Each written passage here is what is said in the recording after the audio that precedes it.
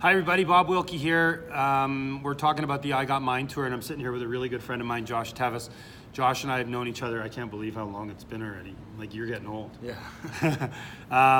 And he's going to talk a little bit about his story. He's currently the captain of the Princeton Tigers going into his senior year. The last 2 years he's gone to Vancouver's training camp, the Rangers training camp, and Calgary Flames training camp. And, you know, fingers crossed, and, you know, he's got some good goals this year to get his NHL deal once he graduates from Princeton, which, you know, that in itself kind of prints money. Yeah.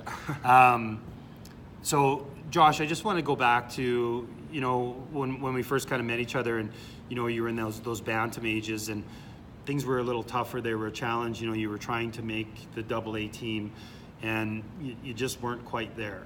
So, you know, take us through the first time you got cut as a 13-year-old from the elite stream of hockey. Where did your mindset go? Yeah, well, I think coming out of Pee Wee hockey and going to Bantam, that was the first time as kind of a late bloomer that I really felt the effects of kind of maybe being a little late to the game as far as size goes, and being really disappointed about not even be giving a shot because of that. And I think going into Bantam, I had this great expectation I was just going to make the Royals and play quadrant hockey, and it was going to be easy, and my buddies were doing it, and it was just, that was the way it was going to go. And then obviously getting cut as a 13-year-old, that kind of shook my world, and that was the first time I'd ever really been cut from a team or super disappointed as in kind of all parts of my life. So I think that happened my first year Bantam, and then kind of didn't really wrap my head around it too much, kind of just thought it was other people's issues and not mine, and didn't really know how to handle it. And then it happened again my second year Bantam, and it was more of the same, where I was disappointed in other people not believing in me, and I started to kind of feel like I had a bit of a chip on my shoulder, and that, okay, maybe I need to work harder at this or prove people wrong, or it's going to take more to get over this wall kind of thing. And then I want to stop you right there. Sure. This is the difference between somebody who is developing good mental health and who is not. Because you played with those guys, and some of your friends were them that didn't make it the second year as well. And I'm willing to bet that those guys didn't want to continue on trying again. Yeah. What was it that kind of flipped that switch, that put the chip on your shoulder, that give you the mindset that I'm going to go and prove all these guys wrong?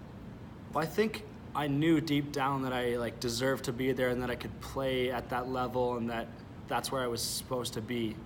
So I think I'm not sure if it was a personal trait or from my parents, but it was kind of like a perseverance that, like, no, I'm gonna keep going at this.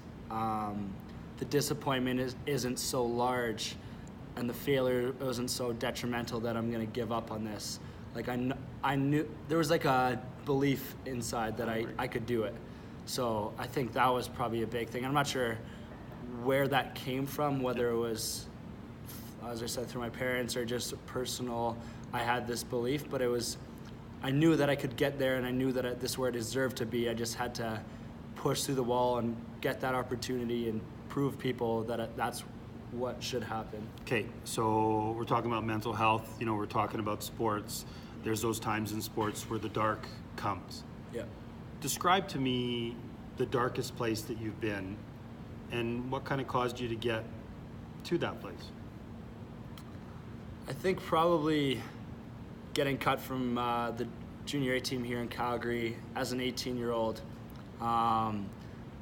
I felt like I deserved to be on that team. I felt like I was better than a lot of players that made that team. I felt like I had all my eggs in that basket. Staying in Calgary, I would stay at home.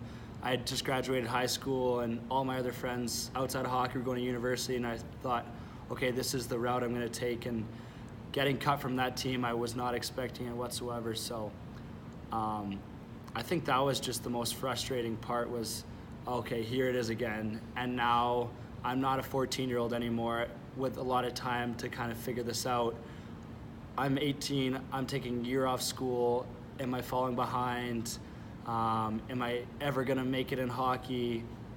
I ended up going to British Columbia to play junior B hockey, and I didn't know anything about the league, about the team, about the opportunity there, and it felt like a bit of an end of the road kind of place.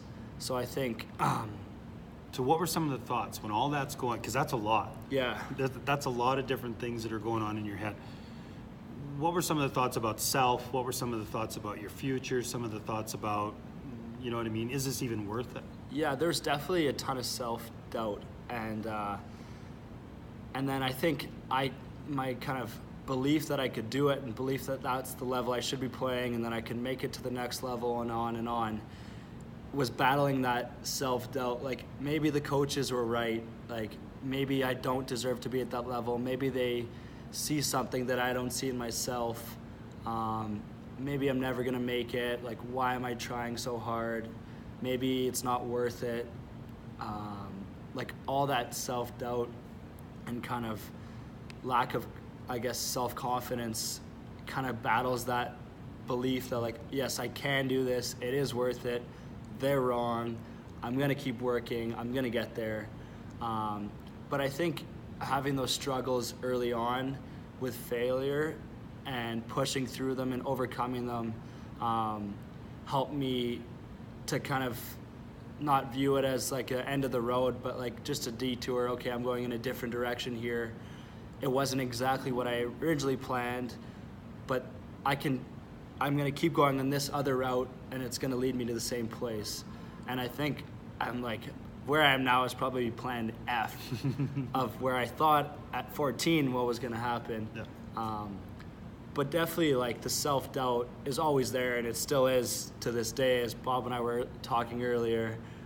I think it's more how you handle your self-doubt, and it's the positive attitude and surrounding yourselves with people that believe in you and believing in yourself mostly, and that overcoming obstacles with work and not trying to cheat your way to anything. And I think that's probably what helped me most with the doubt and the lack of confidence, was just keep pushing through and believing that you're going to get there in the end. If you keep working hard and do things the right way. So much of what we've talked about, over the years is developing processes, how to get through things, mm-hmm. right? And we spent some good time today talking about the next challenge, being the captain of a team that really has an opportunity to maybe vie for a national championship in the NCAA, which is a massive challenge that you have in front of you. But we spent a lot of time talking about processes, how you're going to do things, having conversations. And that truly is the key to mental health. And, Josh, I want to thank you for sharing your story. Twitter handles so that we can get everybody there to follow you on your journey this year to see if you can get there? Yeah, I think Twitter's Josh_Tevis_4. Yeah. It's Princeton Hockey. Very good. Yeah. Well, we wish you the best, Tev. Yeah, thank you very much. Thanks for everything. Appreciate it. Make sure you're out there following them. It's going to be a hell of a year. Yeah, thank you very much. Thanks.